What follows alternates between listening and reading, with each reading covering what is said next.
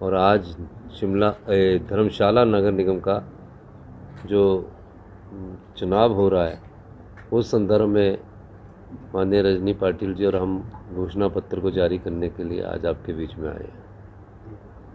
घोषणा पत्र के अलावा जो शहर में विकास हो रहा है और जो शहर में विकास की नई प्रक्रिया जग्गे जी और जो पार्षद हैं उनके नेतृत्व में हमने शुरू की है, आने वाले समय में आप देखेंगे कि पूरा कांगड़ा जिला, जिसको हमने टूरिज़्म कैपिटल घोषित किया था, यहाँ अधिक मात्रा में पर्यटक आएँ।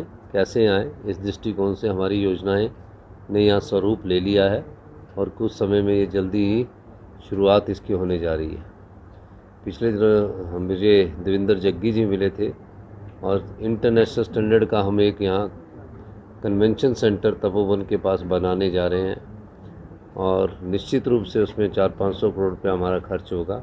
और भी कई योजनाएं हैं जिसको हम आने वाले समय में अमली जामा पहनाएंगे।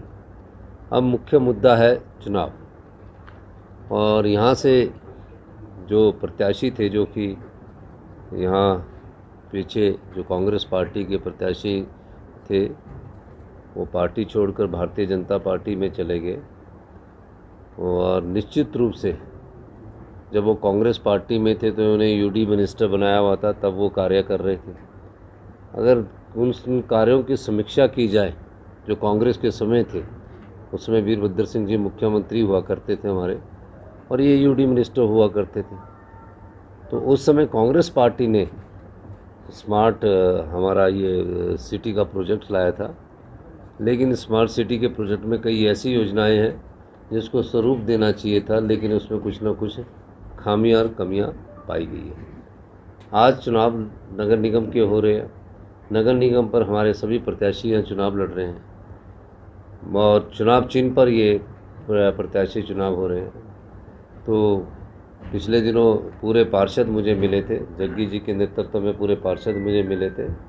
तो इन्होंने मुझे कोई 3 महीने पहले हमारी इनसे चर्चा हुई थी, तो सभी वार्डों में इन्होंने 1 करोड़ की एक योजना बनाई है, जिसमें स्ट्रीट लाइट है, ड्रेनेज है, नालियां हैं, वो सब कुछ हमने पीछे स्वीकृत कर दिया था।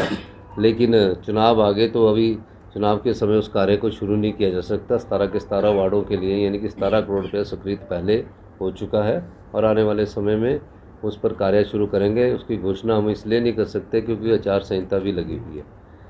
दूसरा, मैं ये कहना चाहता हूँ कि इस बार भारतीय जनता पार्टी की सरकार जो है, उसने जब वो सत्ता में रही, अपने आप को डबल इंजन की सरकार वो कहते थे, और कई मुद्दे हैं जो मैं आपके ध्यान में लाना चाहता हूँ। हमने विधानसभा के सत्र में भी कई बार सवाल किया कि आपने 76,833 करोड़ रुपए का कर्ज प्रदेश पर छोड़ा, और जब उन्होंने सत्ता संभाली थी तो प्रदेश पर सिर्फ 48,000 करोड़ रुपए का कर्ज था। अगर वो चाहते तो उन्हें इस कर्ज को ख़त्म कर सकते थे, क्योंकि 48,000 कर्ज जो था उस समय आरडीजी मिलती थी। वीरभद्र सिंह जी के 14वें वित्त योग की 3 साल की आरडीजी मिली और 2 साल की उनको आगे मिली, क्योंकि आरडीजी जो होती है, जो वित्त योग घोषित करता है, वो 5 साल के लिए होती है, तो 15 से 20 के बीच में थी। 47,000 करोड़ रुपया उन्हें आरडीजी का मिला। 13,000 करोड़ रुपया जो हमें वैट और एक्साइज का 4,000 करोड़ का नुकसान हुआ, उसकी कंपनसेशन सेस के रूप में मिला। 60,000 करोड़ रुपये में से अगर वो उस प्रदेश को कर्ज मुक्त बनाना चाहते तो वो 60,000 करोड़ में से जो कर्ज वीरभद्र सिंह जी के समय 48,000 करोड़ का था, उसको वापस कर देते तो भी उनके पास 12,000 करोड़ रुपया बैलेंस रहता। लेकिन उन्होंने राजनीतिक लाभ के लिए चुनावी रेवड़ियाँ सेकी और चुनावों से पहले 5,000 करोड़ रुपए की चुनावी रेवड़ियाँ बांटी। हम ये बात इसलिए कहना चाहते हैं कि उनके मुकाबले मुझे 3-3.5 साल में आरडीजी के तौर पर 17,000 करोड़ रुपये मिला।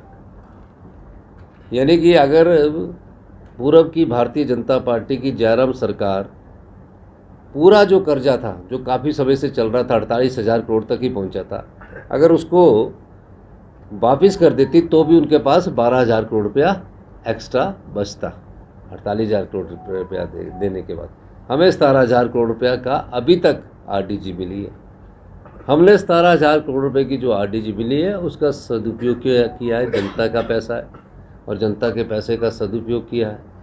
और मैं ये भी कहना चाहता हूँ कि हमने 17,000 करोड़ रुपया में सरकारी कर्मचारियों का 10,000 करोड़ रुपए का एरियर भी हमारे को छोड़कर चले गए।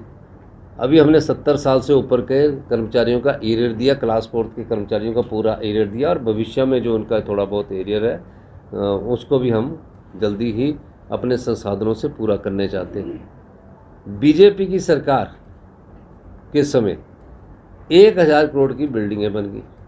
आपका एक ट्यूलिप गार्डन है, यहाँ 12 करोड़ रुपया खर्च हुए उस पर। वो किसका पैसा है? वो जनता का पैसा है। ट्यूलिप गार्डन में क्यों खर्च हुए?